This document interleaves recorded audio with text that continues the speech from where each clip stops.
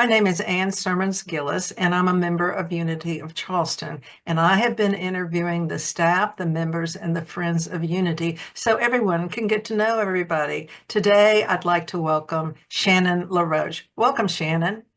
Hey, thanks, Ann. How you doing? Hey, I'm doing good today. Good today on this freezing South Carolina day. Yes. Yeah, it's pretty cold today. And I wonder, where did you start out? Where were you born? I was born in Sacramento, California, so long ways away. Yeah, wow. And what brought you to this area, to the South Carolina area? Well, I guess when I got married to somebody, I kind of had a little bit of a circuitous route but ended up getting married to somebody who from here. And we decided at the end that, we decided that he would be able to find a job better. We spent a couple years overseas and decided that he could, when we came back, that he could find a job easier here. So that's how we ended up here. So how many years have you been here? Oh, I've been here longer than I've lived anywhere else. Since 1980, about 1980. So, You yeah, have been here. You have been here a long time. yeah. So It's both great. my girls were born here. Hmm. It's a great place to be for a long time. It is Well, in the Charleston area, where do you live? in Hanahan. In Hanahan. Okay. Mhm. And do you have any children? I do. I have two daughters and a grandson, And a grandson. uh, and a grand dog and three grand cats. Okay. Do you have any adult pets yourself? Well, the grand cats are. I live with my older daughter Okay. and her son, my grandson, and she's got two cats who think they are my cats. I They, see. so Yeah, so they're close all the time. yes, Are you retired? I am retired. You're Yes, retired. And from what career did you retire from? I was a medical transcriptionist since for about 18, no, about 15 years. I did medical transcription. And before that, I've mostly transcription type of work. So, Okay. so In a way, you're a writer, huh? yeah, well, yeah. So tell me, how did your spiritual search start? I assume since your Unity, you had some kind of Yeah, spiritual path that you followed. And how did yeah. that start?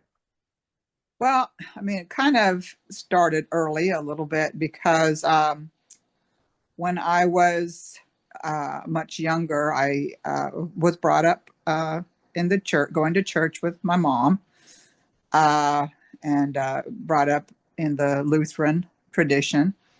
And but I was unsatisfied with the kinds of doctrine and the teachings, and was searching. That was in when I was in my late teens, and I had a cousin who was um, in a group, um, and I didn't really know anything about the group, but he came to our house, kind of recruiting, I guess, for a weekend, like a retreat. Well, it was a retreat, and it was called RS1, Religious Studies One, and it was through a group called the Ecumenical Institute.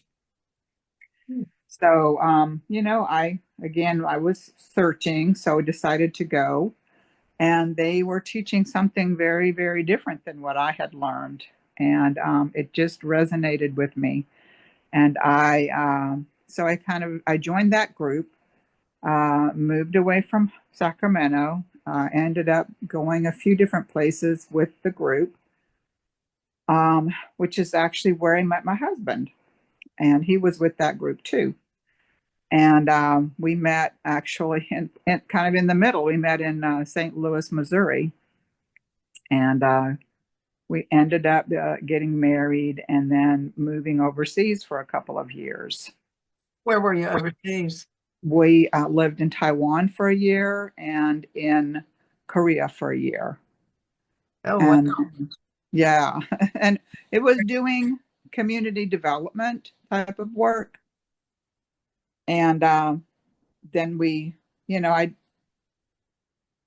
just, kind of, it was mainly me, but kind of, I guess, got a little bit homesick and just wanted to move back and get back into regular society kind of thing. And so we moved back here, and then we came back through California, but then we came back here to live.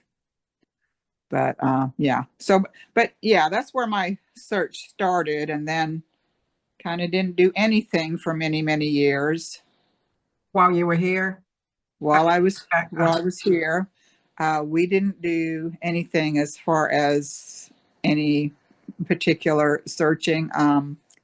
But then, as often happens, I think he and I separated, and it was very traumatic. And so in around 2000, 1999, middle of 1999, 2000, we had separated, and I found my way to Unity through the A's. I call them the like an Alcoholics Anonymous. I don't know. Many people are familiar with Duke Warren, and I had been to. I knew several AA people had gone to Unity when it was downtown, and so I had gone, and I was very attracted to Unity. Uh, I felt like the Unity principles were a lot the same as what I believed. And so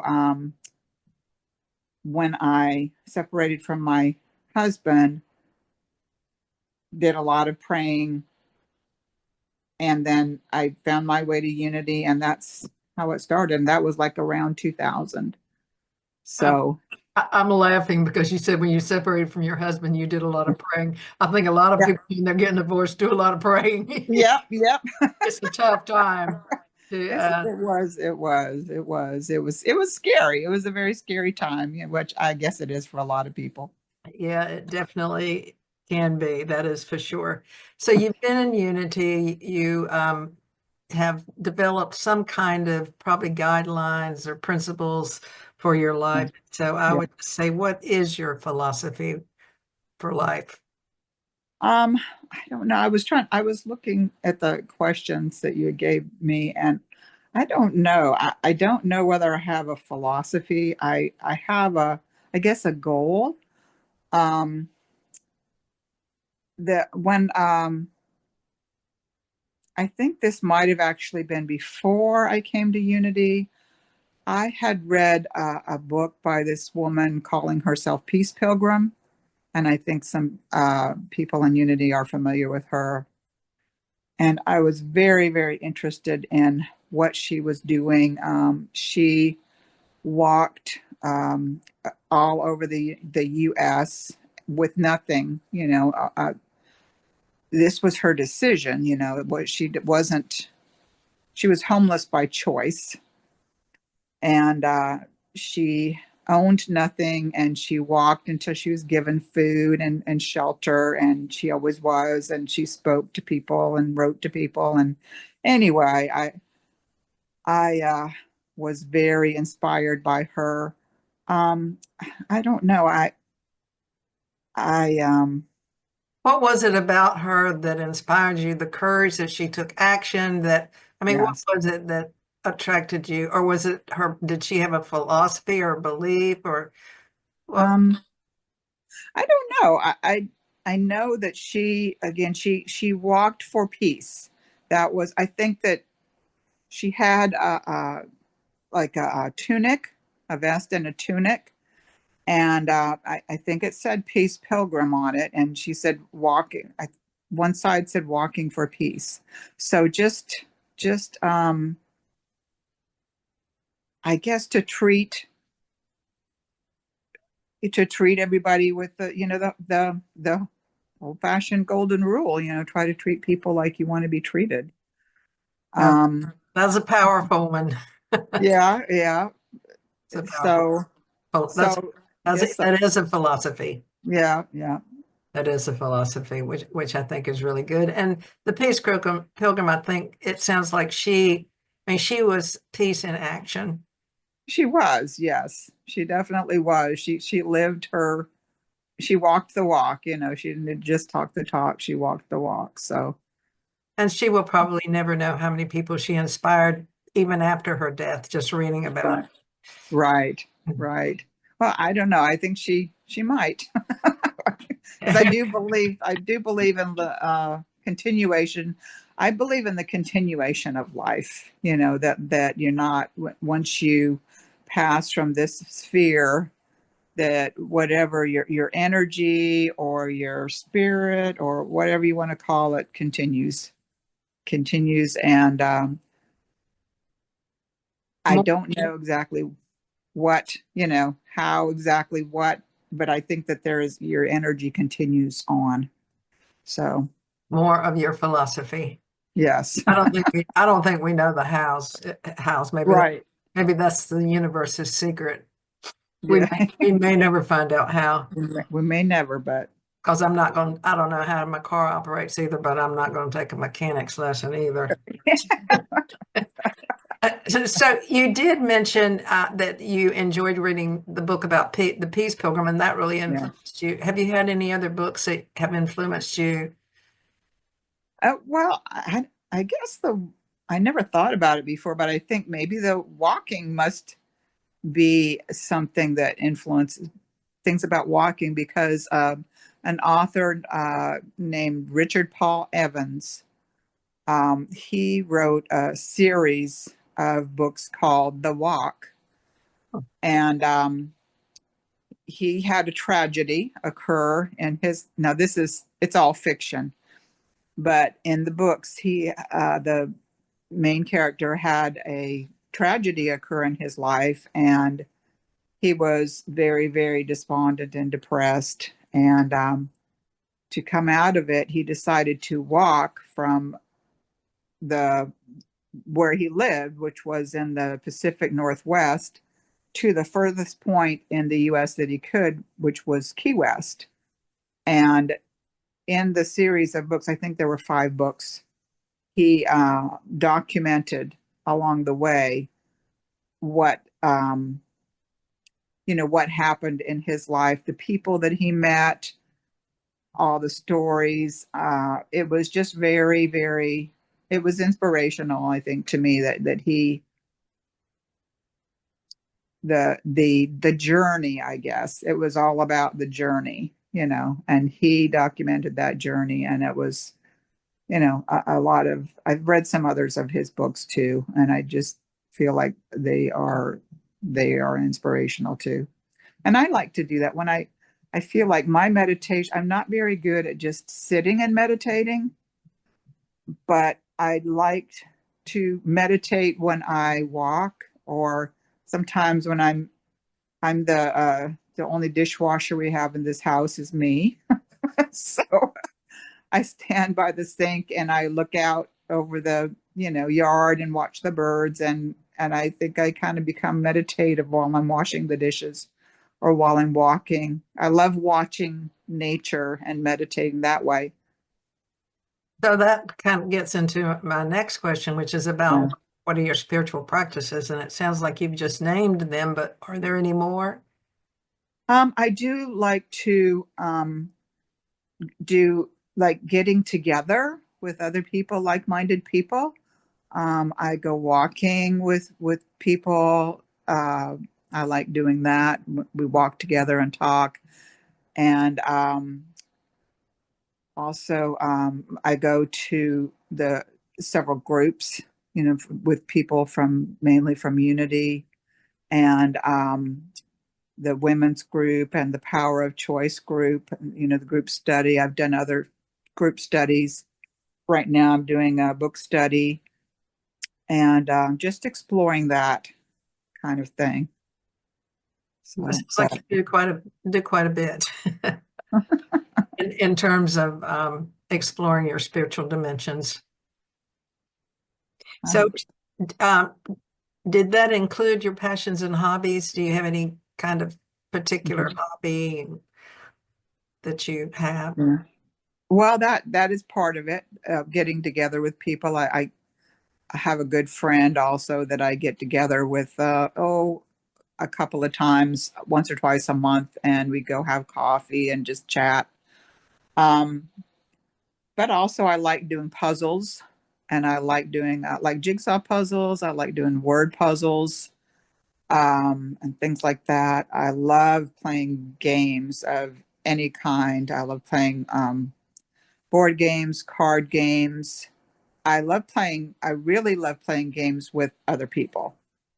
And but I don't get to do that very often, but I know, I like playing Boggle, but things that uh require action like Pictionary and those kinds of things. I love doing that kind of thing. And like I said, the word puzzles, I do the Wordle every day and things like that. Well, it sounds like you have two aspects. One, in terms of your spiritual practice, is community. That Yes, it is an integral part of your practice, whether it's playing with them or whatever you decide to do, study right. books with them, or whatever you decide to do, then that's a part of it. And then it sounds like you have more an introspective one where you do things, you read and you do word puzzles and other Yeah. puzzles. So do you do your puzzles by yourself? Yeah, I do. I do the puzzles by myself. So yes, And what do you do puzzles online or do you do puzzles on person kind of puzzles? I do it on my Kindle, to be honest with you. My Kindle and my phone. I do word puzzles on my phone, but I my Kindle has several puzzles. It has a jigsaw puzzle, which people, I've told people that, and a jigsaw puzzle on your Kindle. Yeah. I I've mean, it's got one. I have one on my iPad too. I like it. I yeah, think, and you can choose the number of pieces you want. right. Yeah, Exactly. I from love 12, it. I like 12. I do the 48. You probably do it 1,000 or something. Oh no. I usually do, yeah, like 100 and I don't know. Now that you say it, I can't remember, but I do, yeah. You do Yeah, a lot. not the huge number, but somewhere in between. Okay, well, I think that pretty much covers it, unless there's something that about you that we haven't talked about or touched, or I mean, like for example, that you, I don't know, flew to China and lived there for 10 years. I mean, just is there anything else that we didn't cover? I don't think so. I know I didn't fly to China. I did, like I said, live in Taiwan for a year, which was very interesting, and lived in Korea for a year. I mean, this has been very good because it forces me to look at things. Because sometimes I feel like, oh, you're not doing anything. Why are you here? You're not doing anything. So it forced me to see that, yeah, I do things, and I am interested in things, and yeah, so I really appreciate that. Yeah, I think that when we get older and our Yeah, activities wane, that yeah, we still have the same expectation we did when we were much younger, that question pops up a lot. yeah. And this is supposed to be a time of more rest, more moving back. So that's great. Well, thank you so much for coming today. I appreciate it, and we look forward to seeing you at church. Well, thank you. I appreciate it, Anne. You too. It's so good to see you, as always.